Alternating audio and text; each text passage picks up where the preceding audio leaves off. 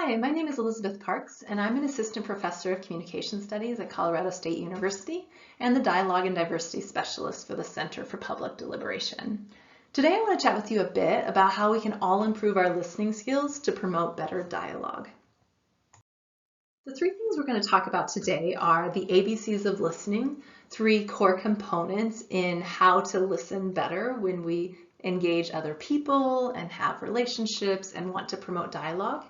We're going to talk about listening as invitation, kind of thinking about listening as different than you might have before. Not just about hearing information or trying to make sense of it, but really showing up in a space in a spirit of invitation, of welcome, of creating a space in which all people feel like they should be there and people are looking out for them. And third, we're going to talk about what it means to show up as a listener with the intent to learn and just how important that posture or that perspective of learning is for people to feel like they're being listened to.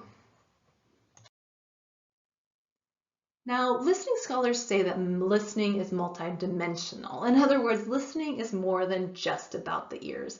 And really intuitively, we know this. We know that when somebody comes up to us and they're like, I'm having a great day, but they have tears streaming down their face and they're not smiling, that really our eyes and our ears need to work together to make sense of that message. That message is coming to us through multiple dimensions, both through our sight and through sound. And to be a good listener, we need to pay attention to all of it. Now, the ABCs of listening are three different ways to think about how we show up as listeners. A stands for affect. Now, this just means that we need to think about our motivations or emotions around listening. For example, are you motivated to really pay attention to this person or to these people? Do you actually care about understanding what they have to say or about where they're coming from? How are you thinking about listening at all? Now, we all have people in our life who make us really excited to listen to them. Maybe they're fantastic storytellers. Maybe they make us laugh. Maybe they make us want to be better people. Maybe we just really love them. And even though it's not really what they say that means so much, it's that they're in relationship with us. Now, those people are actually really easy to have positive affect toward. We're motivated to listen to them. But what about the people in our lives who we actually don't like so much, who maybe talk in a way that we don't appreciate, who maybe we don't understand where they're coming from and we don't really want to know where they're coming from? Then it becomes much harder to be a good listener to them. And so when we come into a space with strangers or people who we want to promote dialogue with, we all need to show up with the right affect. We all need to show up with the motivation to really try to pay attention and to hone in on what they're saying and show that we care about who they are as a person and what they're trying to communicate. And that showing part is really the B part of the ABCs of listening. B stands for behavior. In other words, do you know how to respond with appropriate verbal feedback and nonverbal feedback?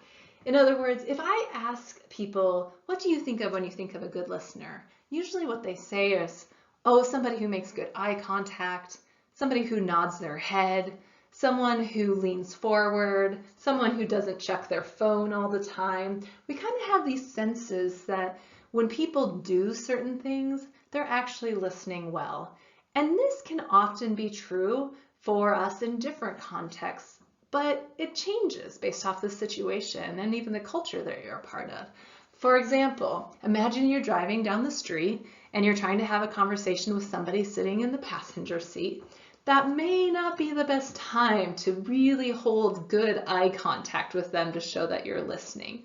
You might do other things like go, yeah, or have other head nods to show them you're listening.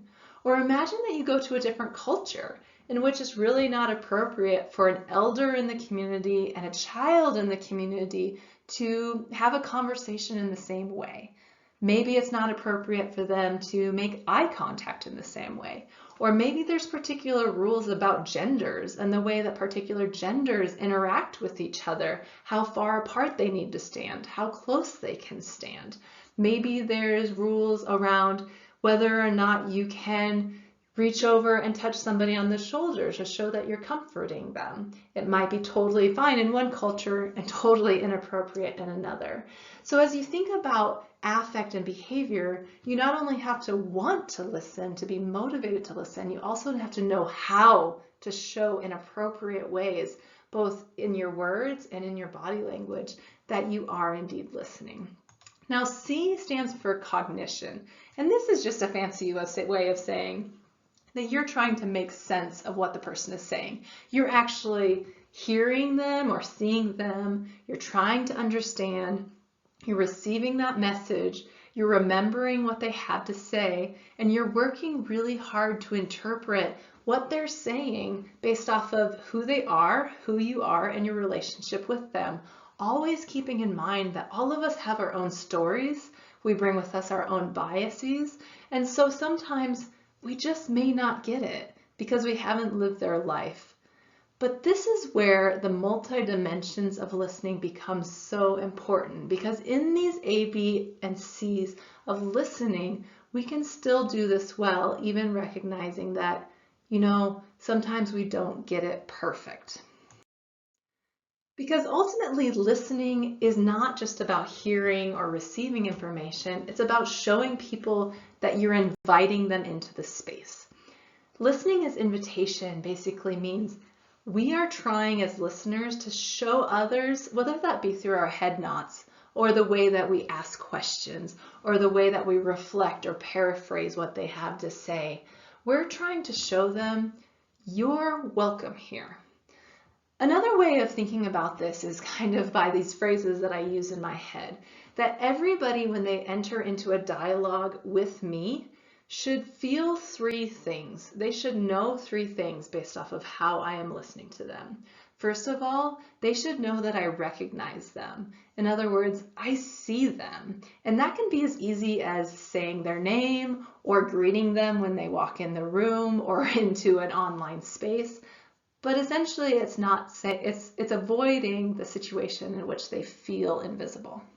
Secondly, I try to communicate, I'm with you. I acknowledge that you're a part of this. So I see you, but also I'm here with you. You're not alone. Third, I want to communicate to them, I'm for you. In other words, I endorse you. I want your best. I may not agree with you, I may not see the world the same way as you, but at the end of the day, I want a good life for you. I want the best for you. And so as a listener, one thing that I always try to do whenever I go into a situation, to listen hard, whether that be with strangers or with people I know really well, is that they would leave the room knowing these things. I saw them, I was with them for that time, and I was for them no matter what. Because at the end of the day, what my research shows is that being a good listener is not just about going through the motions, and it's not just about head nods and eye contact.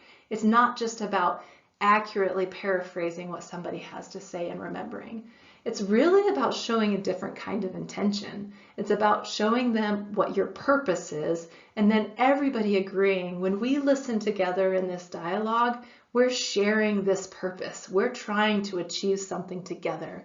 We're going to be clear, we're going to be honest, we're going to be complete about what our listening intentions are, and then we're going to work hard to communicate them clearly together. And ultimately, at the end of the day, all of the people involved in my research and my scholarship really say one thing. In order for people to feel listened to, they have to believe that you're trying to learn, that you're coming to it with a spirit of curiosity, that you want to learn who they are. You want to learn what they have to say. You want to learn more about yourself. You don't come knowing it all, being perfect, but rather embracing that we are all imperfect, that we're all doing the best we can with what we have, that we're all showing up in our listening as listeners to learn. If you have any questions, don't hesitate to reach out. My email's there on the screen. Happy to have a conversation about listening at any time.